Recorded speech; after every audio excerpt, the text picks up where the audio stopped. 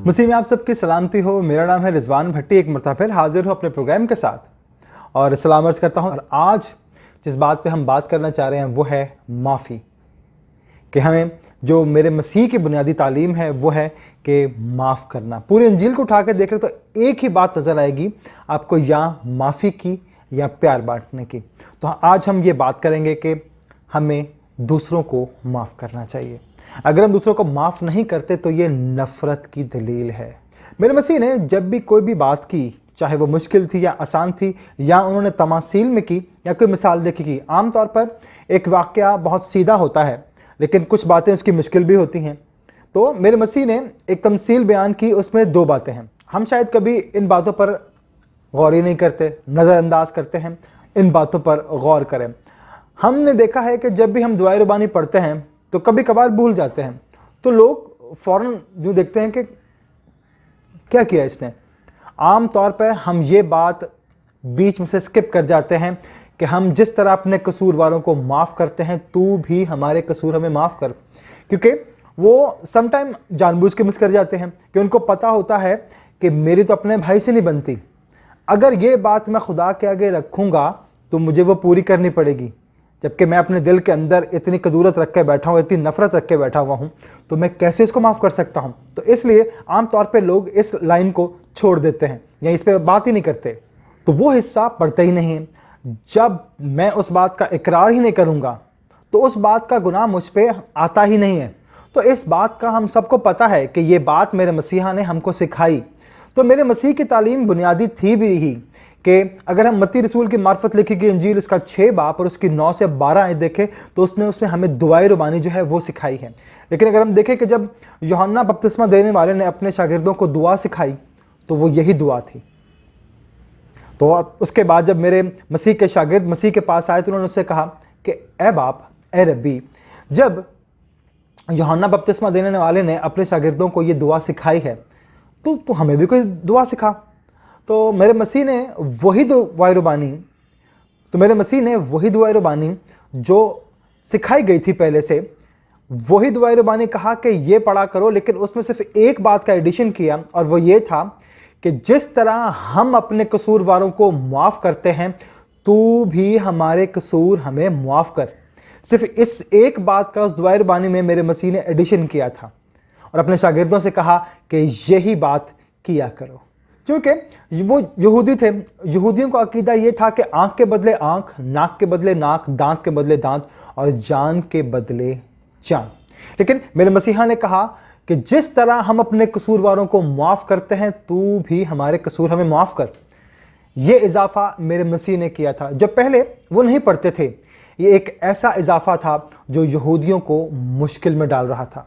हमें तो सिर्फ बदला लेना है। अगर हम मत्ती रसूल की मार्फत लिखी गई इंजील उसका 18 बाब और उसके 21 से 35 आयत देखें तो उसमें एक तमसील बयान की गई है और इस बात का इजहार किया गया और सिखाने की कोशिश की है कि, और इस बात को हम भी इसी तरह लेंगे कि हमें अपने दुश्मन को माफ़ करना है, अपने कर्ज ख्वाह को माफ़ करना है, अपने पड़ोसी को माफ़ करना है। इस हवाले में जो तमसील बयान की गई है उसका थोड़ा से हिस्से पे हम बात करेंगे कि वो शख्स जिस पर 10,000 तोड़े का मकरूज था। तोड़ा क्या होता है? हम बाइबल में अक्सर पढ़ते हैं कि एक जगह पे लिखा हुआ है कि एक को 1 तोड़ा दिया, दूसरे को 5 तोड़े दिए, तीसरे को 10 तोड़े दिए। ये तोड़ा है क्या? कैथलिक अगर तर्जुमे में देखेंगे तो उसमें इसका तर्जुमा कंतार किया गया है। अगर यूनानी में देखें तो एक वज़न यानी कि बाट जो होता है वो कहा गया है, और जिसे कंतार कहा गया है, कंतार जो है वो 30 से 33 किलो का एक बाट होता है, यानी कि वेट होता है कहा गया। और हम जो तर्जुमा पढ़ते हैं उसमें तोड़ा कहा गया है। 6,000 का एक तोड़ा होता है। एक तोड़े में 6,000 सिक्के होते हैं सोने के, और ये बहुत बड़ी रकम है। हम उस वक्त के हिसाब से अगर बात करें तो उस वक्त एक दिन की मजदूरी एक मजदूर की 1 दिनार थी। अगर देखा जाए तो आज के हिसाब से वो तकरीबन 6 करोड़ बनते हैं। उसने कहा कि जो कर्ज ख्वाह था, उसने कहा कि बादशाह, अगर तू मुझे कुछ वक्त दे तो मैं ये तुझको अदा कर दूंगा। तो वो बादशाह हंसा होगा और बोल रहा होगा कि तू अपनी अगर पूरी ज़िंदगी भी लगा दे तो भी तू 6 करोड़ मुझे नहीं दे सकता, क्योंकि उस दिन की मजदूरी, एक दिन की मजदूरी 1 दिनार था।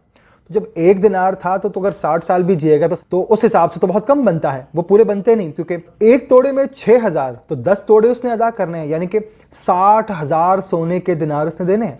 तो बादशाह ने कहा कि दे तो ये पाएगा नहीं, तो बादशाह ने उसको वो पूरे का पूरा कर्ज माफ कर दिया। लेकिन उसने फिर भी इल्तिजा की कि मैं कोशिश करूंगा कि मैं तुझे दे देता हूं। लेकिन बादशाह ने को मालूम था कि अगर ये पूरा खानदान भी लगा रहे, कितनी पुश्तें जो हैं वो ये कर्ज अदा करेंगे, तो बादशाह ने वो कर्ज उसका माफ़ कर दिया। हो सकता है कि उस शख्स ने वो जो था किसी बिजनेस में लगाया और उसको लॉस हो गया, लेकिन फिर भी उसने कोशिश की। लेकिन बादशाह ने उससे कहा कि जा, मैं तेरा सारा कर्ज तुझे माफ़ करता हूँ। उसका कितना बड़ा दिल होगा कि उसने इतना कर्ज उसको माफ़ कर दिया। उसने एक ही बात सिखाई कि जा, तेरे गुनाह माफ़ हुए। माफ़ी की बात की, प्यार की बात की। अगर हम मरकज़ रसूल की मार्फत लिखी गई इंजील और उसका 2 बाब और उसकी पहली आयत से 12 आयत में एक वाक़या है जो कफरनहूम का है कि एक शख्स को वो लेकर आए, मफलूज था, चारपाई पे लेकर आए, तो वहाँ पे मेरे मसीह मौजूद थे, उनको मालूम था कि ये शिफा देगा, तो वो उसको लेकर आए। तो लोगों का इतना जमे गफ़ीर था कि वो उसको लेकर अंदर नहीं आ पा रहे थे, तो उन्होंने मकान की छत जो थी वो खोलकर उसको ऊपर से नीचे उतारा। तो जब उसको नीचे उतारा तो मेरे मसीह ने उसको देखा, तो मेरे मसीह को मालूम था कि इसको क्यों लेकर आए हैं, क्योंकि अपनी ज़िंदगी में इतने गुनाह कर चुका हुआ था। तो मेरे मसीह ने सिर्फ उसको एक बात कही, अपनी चारपाई उठा और चल, फिर जा, तेरे गुनाह माफ़ हुए। तो माफ़ करने वाली ज़ात थी वो, क्योंकि उसको मालूम था कि अगर इसके पास लेकर आएंगे तो ये माफ़ करेगा, तो इसके सारे गुनाह जो हैं वो बख्शे जाएंगे और माफ़ हो जाएंगे। तो वहाँ पे जो लोग खड़े हुए थे, कुछ लोग, तो उन्होंने कहा कि ये कौन है जो गुनाह माफ़ करता है? तो मेरे मसीह ने मुस्कुरा कर कहा, इब्ने आदम को ज़मीन पर गुनाह माफ़ करने का इख्तियार है, कि सिर्फ ये कहना कि उठ, अपनी चारपाई उठा और चल फिर, और वो शख्स उसी वक्त तंदुरुस्त हो गया, क्योंकि उसके ऊपर जितने गुनाह थे उसके सारे के सारे गुनाह उसी वक्त माफ़ हो गए और अपनी चारपाई उठाकर चला गया। मसीह अपनी ज़ात के बारे में यही कह रहे थे कि मैं उसी तरह वही बादशाह हूँ जिसने अपने एक साथी के 6 करोड़ माफ़ कर दिए। उसी तरह गुनाह माफ़ करने का इख्तियार मुझे भी है। जा, तेरी सारी ज़िंदगी, तेरे सारे गुनाह मैंने माफ़ किए। ये कुदरत मेरे मसीह की है कि वो माफ़ करने वाली ज़ात है, वो तर्स करने वाली ज़ात है, वो मसीह की ज़ात है जो सिर्फ ये कर सकती है कि यहाँ गुनाह माफ़ करने आया हूँ मैं। माफ़ी देने का इख्तियार भी मसीह के पास है, वो माफ़ भी करता रहा है और आज भी हमारे गुनाह हमें माफ़ करता है वो। और वो ये ज़ात है, वो कह रही है कि मैं बादशाह हूँ, मैं तुम्हारा सारा कर्ज माफ़ करता हूँ, मैं तुम्हें आज़ाद करता हूँ। जा, तेरे गुनाह माफ़ हुए, तुम आज से आज़ाद हो। लेकिन उस तमसील पे दोबारा आएंगे हम कि जब उस शख्स का अगला कदम इतना संगीन था कि आप सोच भी नहीं सकते, उसको मालिक ने सारा कर्ज माफ़ कर दिया, तो उसको भी चाहिए कि वो दूसरों के कर्ज माफ़ करे, लेकिन उसने ऐसा नहीं किया। जैसे ही वो वहाँ से निकल के बाहर आया तो उसका एक हम खिदमत उसको मिला जिसने उसके 100 दिनार देने थे। उसने उसका कहा, मियाँ ज़रा इधर आओ, तुमने मेरे 100 दिनार देने हैं, कहाँ पर है मुझे नहीं पता, जैसे भी है आज ही मुझे अदा करो। उसने भी उसके आगे इल्तिजा की कि देख, थोड़ा टाइम दे मुझे, मैं तुझे दे दूंगा। लेकिन वही शख्स जो कर्ज ख्वां से अपना कर्ज मांग रहा है, थोड़ी देर पहले बादशाह के आगे इल्तिजा कर रहा था कि मुझे वक्त दे दे, मैं तुझे दे दूंगा। लेकिन बादशाह ने उसका कर्ज माफ़ किया, लेकिन उसने अपने हम खिदमत का कर्ज माफ़ नहीं किया। उसने कहा, सिपाहियों को बुलाओ, इसको जेल में डाल दो और कैद खाना में उस वक्त तक रखो जब तक ये कौड़ी कौड़ी अदा ना कर दे। तो वहाँ पे कुछ लोग खड़े हुए थे, उनको भी अजीब लगा कि यार बादशाह ने भी इसका कर्ज माफ़ किया है और इसने अपना हम खिदमत का कर्ज माफ़ नहीं किया। तो उन्होंने बादशाह के पास गए, बादशाह का बादशाह सलामत, आपने अभी जिस शख्स का कर्ज माफ़ किया है, जो अपनी पूरी उम्र में दे नहीं सकता था, उसने अपने हम खिदमत का जो सिर्फ 100 दिनार हैं वो माफ़ नहीं किए और उसको जलील और ख्वार करके उसको जेल में डाल दिया, ताकि जब तक वो अपना कर्ज अदा ना करे कैद खाना में रहे। बादशाह ने पूरी बात सुनी, गज़बनाक भी हुआ, कहा उसको बुला कर लाओ। जब उसको बुला कर लाए तो बादशाह ने उससे कहा, तू अपना कर्ज पूरा अदा करेगा, क्योंकि तूने अपना हम खिदमत को माफ़ नहीं किया। जब मैंने तुझे माफ़ किया तो तुम्हें भी माफ़ करना है। जब कोई माफ़ करता है तो हमें भी दूसरे को माफ़ करना है। लेकिन जब बादशाह ने उसको माफ़ कर दिया, उसको भी माफ़ करना चाहिए था। लेकिन जब उसने माफ़ नहीं किया तो बादशाह ने उसे कहा कि इसको और इसके ख़ानदान को कैद खाना में डाल दो और उस वक्त तक कैद में रखो जब तक ये कौड़ी कौड़ी अदा ना कर दे। अगर हम इस बात पे गौर करें, थोड़ी देर पहले जब हम बात कर रहे थे तो मैंने ये कहा कि जब मसीह ने दुआ करना सिखाया तो अपने शागिर्दों को इस बात का सिर्फ यही इजाफा किया उस दुआए रबानी में कि हम अपने कर्जदारों को माफ़ करते हैं, तू भी हमारे कर्ज हमें माफ़ कर। मसीह ने ये शर्त लगा दी कि अगर माफ़ करोगे तो तुम्हें भी माफ़ किया जाएगा, अगर माफ़ नहीं करोगे तो तुम्हें भी माफ़ नहीं किया जाएगा। हम दूसरों को माफ़ नहीं करते और अपने बड़े बड़े कर्ज माफ़ करने के लिए खुदा के आगे खड़े हो जाते हैं कि खुदा मैंने ये भी किया वो भी किया, मुझे माफ़ करते हैं, लेकिन हम दूसरों को माफ़ नहीं करते। लेकिन मेरे मसीह ने अपना फ़ैसला सुना दिया, अगर माफ़ करोगे तो माफ़ किए जाओगे, अगर ऐसा नहीं करोगे तो आसमानी बाप भी तुम्हें माफ़ नहीं करेगा और वैसे ही कैद खाने में डाल देगा जैसे तुम दूसरों को डालते हो। जो तुम दूसरों के साथ करते हो मेरा आसमानी बाप भी वैसा ही करेगा। और उसका अमली सबूत मेरे मसीह ने उस वक्त दिया जब मेरे मसीहा को मार रहे थे, मारते हुए कलवरी तक लेके जा रहे थे, और जब सूली पे चढ़ा दिया तो मेरे मसीह ने सिर्फ एक ही बात कही कि ऐ बाप इनको माफ़ कर, ये नहीं जानते कि क्या करते हैं। उसने वहाँ पर भी खड़े होकर यही कहा कि इनको माफ़ कर, क्योंकि ये नहीं जानते कि मेरा रुतबा क्या है, इनको नहीं पता कि मैं कौन हूँ। क्योंकि मेरे मसीह की तालीम यही है कि सिर्फ माफ़ करो और उसका अमल हमें जारी रखना चाहिए, लेकिन हम ये नहीं करते। हमें तो ये सबक सिखाया गया है कि दूसरों को माफ़ करो, और यहूदी तालीम ये नहीं थी कि माफ़ किया जाए, वो तो थे खून के बदले खून, कोई माफ़ी नहीं। ये सिर्फ मेरे मसीहा की तालीम थी कि प्यार करो और माफ़ करो, क्योंकि माफ़ी की तालीम सिर्फ एक ही ज़ात है मेरे मसीह की जो ये देती है। अगर हम देखें कि उस दौर की बात करें तो उस दौर में होता ये था कि अगर कोई शख्स किसी को मिलने के लिए आ रहा है और उसकी उससे अच्छी नहीं बनती, तो अगर वो हाथ हिलाता हुआ आ रहा है या दोनों हाथ हिलाता हुआ आ रहा है तो उसका मतलब ये था कि मैं तुझसे मिलने के लिए आ रहा हूँ, तुझ पर हमला करने के लिए नहीं आ रहा, निहत्ता आ रहा हूँ, तुझसे मिलने के लिए आ रहा हूँ। जब वो उसे मिलने के लिए आता था तो वो उसकी कमर में हाथ डाल के देखता था कि आया कि इसके पास कोई हथियार तो नहीं है, ये मुझ पर हमला तो नहीं करेगा। ये बात अजीब लगती है, हम भी जब लोगों को मिलते हैं तो हम उसकी कमर पे हाथ लगाते हैं, तो लेकिन उस दौर में ये बात फ़र्क थी कि ये मारने के लिए तो नहीं आया। तो जब वो उसके पास आता था तो वो उसके साथ अगर उसको से बात करने के लिए आया, सॉरी करने के लिए आया, किसी काम के लिए आया है, तो वो उससे बैठ के उसकी टेबल पे बात करता था। अगर वो उसके दिल में अभी भी नफरत है, कुछ भी है, तो वो दूर ही बैठा रहता था, पास आके उसके साथ बात नहीं करता था। तो मेरे मसीहा ने यही सिखाया और यही तालीम थी उनकी कि अपने दुश्मन से प्यार करो, अगर वो भूखा है खाना खिलाओ, पानी पिलाओ, उसकी तीमारदारी करो, उसकी खबरगिरी करो। मेरे मसीहा ने कहा था अपने दुश्मन को दोस्त बनाओ, लेकिन इस बात को कलीसिया ने जाना ही नहीं। इसके बजाय कलीसिया ने दुश्मन बनाए हैं। वो फासले जो मेरे मसीह ने कम करने की कोशिश की थी, हम लोगों ने वो फासले बढ़ा दिए हैं। जो मेरे मसीह ने कहा हम उसका उलट करना शुरू हो गए, हम बढ़ते चले गए और अपने ख़ानदानों में भी बंटवारे करना शुरू कर दिए। दो भाई एक साथ नहीं रह सकते।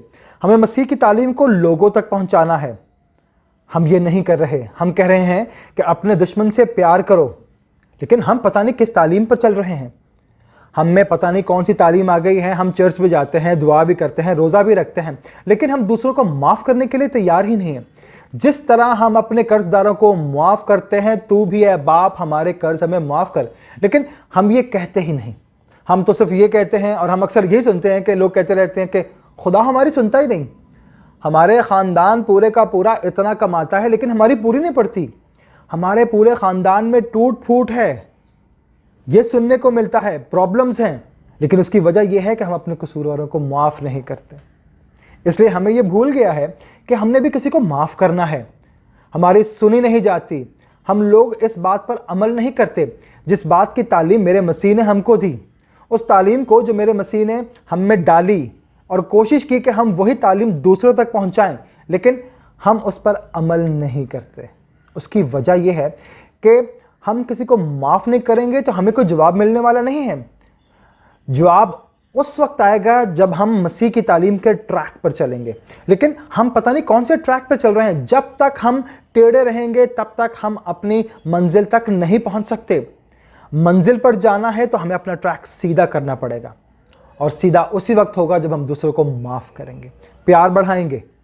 अगर हम लूका रसूल की मार्फत लिखी गई इंजील उसका 7 बाब उसकी 36 से 50 आयत में एक वाक़या, एक औरत को हायर किया कि मेरे मसीह को मगलूब कर ले, लेकिन उसको मगलूब नहीं कर सके। तो ए रब्बी, तो क्या आज तू मेरे घर दावत पे आएगा? तो उसने कहा हाँ ठीक है। तो वो अपने शागिर्दों के साथ उनके घर पहुंच गया। जब दावत के लिए वहां पहुंचा तो वो बैठा हुआ था, तो पीछे से एक औरत आई।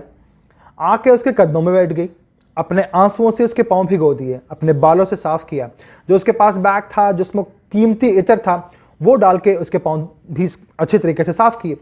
तो मेरे मसीह ने कहा कि शमौन, तू जानता है ये क्या कर रही है? उसने कहा कि नहीं। उसने कहा कि एक साहूकार के, उसने कहा कि ये पता है क्या कर रही है? उसने कहा नहीं। तो मेरे मसीह ने एक बात कही उस वक्त कि एक शख्स के 2 कर्जदार थे, एक के 500 दिनार थे, एक के 100 दिनार थे। तो उसने दोनों के कर्ज माफ़ कर दिए।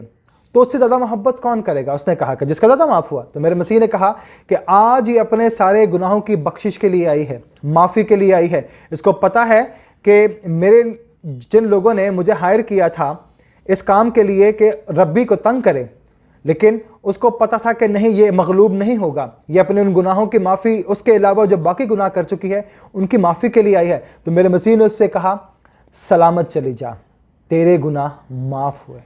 तो वो ज़ात ऐसी ज़ात है जो माफ़ करती है। उसकी सिर्फ एक ही तालीम है कि माफ़ करो, क्योंकि माफ़ करेंगे तो हम आगे चल सकते हैं। जब हम किसी को माफ़ ही नहीं करते दिल से, हम आगे नहीं जाते, हम अटके रहते हैं, प्रॉब्लम हमारे सॉल्व नहीं होते, हम खड़े रहते हैं। लेकिन हमें माफ़ करना चाहिए। और हमें मसीह ने कहा कि ऐसा ही करो। और आपके पास एक शरअ का आलिम आया जिसने एक सवाल किया था कि मेरा पड़ोसी कौन है? तो फिर मेरे मसीह ने उससे ये कहा कि एक नेक सामरी की तमसील मेरे मसीह ने सुनाई थी। मेरे मसीहा ने उससे कहा तू भी ऐसा ही कर। मसीह की तालीम को हम जिस एंगल से भी देखें, उसने सिर्फ माफ़ करने की तालीम दी है, प्यार की तालीम दी है, भाईचारे की तालीम दी है। और मेरे मसीह की तालीम का महवर है भी यही कि पूरी दुनिया ये जानती है कि वो कौन सी तालीम है जो मेरे मसीह फैला रहे हैं, माफ़ी की, प्यार की। हम अपनी जेब में वो पूरी की पूरी तालीम लेके घूम रहे होते हैं। मेरा कहने का मतलब है कि मोबाइल में हमारे पास इंजील होती है, लेकिन हम पढ़ते नहीं हैं, उस पर अमल नहीं करते। अगर हम उसको पढ़ते नहीं हैं, उस पर अमल नहीं करते, तो हमें उसका कोई फ़ायदा नहीं है। हमें इस बात की ज़रूरत है कि हम उस बात को सीखें और फिर उस पर अमल भी करें। किसी और के लिए नहीं, अपनी ज़ात के लिए, अपनी औलाद के लिए। हम जिस तरह का रवैया दूसरों के साथ रखेंगे, हमारी औलाद जो है वो देख रही है, कल को वही रवैया वो हमारे साथ रखेगी। मैं एक बाग के पास से गुजर रहा था तो मैंने देखा एक माली पौधे लगा रहा था। तो एक पौधे के साथ उसने एक लकड़ी की जो स्टिक थी छोटी सी, वो उसने बांध दी।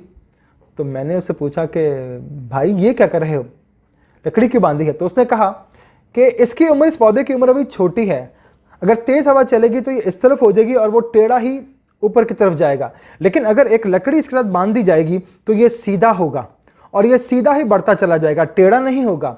एक उम्र तक सीधा रहना है, और अगर ये टेढ़ा हो गया तो ये पौधा टेढ़ा ही रहेगा, काम का नहीं होगा। अगर ये सीधा रहेगा तो खूबसूरत भी लगेगा और अच्छा भी। अगर हम बचपन से ही अपने बच्चों को नसीहत की तालीम और इंजील की जो छड़ी है उनके साथ बांध दें, तो वह आपके खिलाफ नहीं जाएंगे, रिश्तेदारों के खिलाफ नहीं जाएंगे। उस तालीम को अपने जहन में रखकर सीधा चलेंगे। मेरे मसीह की तालीम सीधा बढ़ना सिखाती है, जिस तरह मेरे मसीह के लिए लिखा है कि वो दुनिया की नज़र में और खुदा की नज़र में मकबूल होता गया, तरक्की करता गया, बढ़ता गया।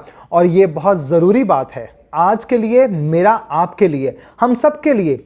ये सीखना है कि हम दूसरों को, चाहे वो कोई भी हो, किसी रंग, नस्ल, मज़हब से हो, हमें उसे माफ़ करना है। जिस तरह हम माफ़ करेंगे, खुदा हमें भी माफ़ करेगा।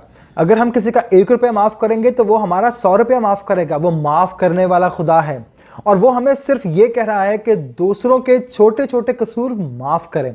और जब हम वो नहीं करते तो हम बहुत सारा हिस्सा खो देते हैं।